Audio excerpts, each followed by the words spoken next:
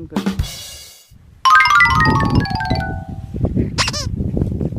આને જે આ જોતા કાંઈ કીધું સહન નથી થતું. લ્યો આ બહાર થઈને ખીજાણા ખારા થઈને તારે કાં મૂછું બારવા માંડ્યા ભાઈ. હું દૂધ લગાડો તો કેમ હાલે ભાઈ? તમે જે ખેડૂતના મિત્રો કેવો ભલાઉ જ્યાં ખેડૂત જ્યાં ભાર દઈને કહીએ ત્યાં તમે હું દુઃખ લગાડી જાઉં તો તમારું ને અમારું કેમ હાલે? તમારા વગર અમારો આધાર નથી ને અમારા વગર તમારો આધાર નથી.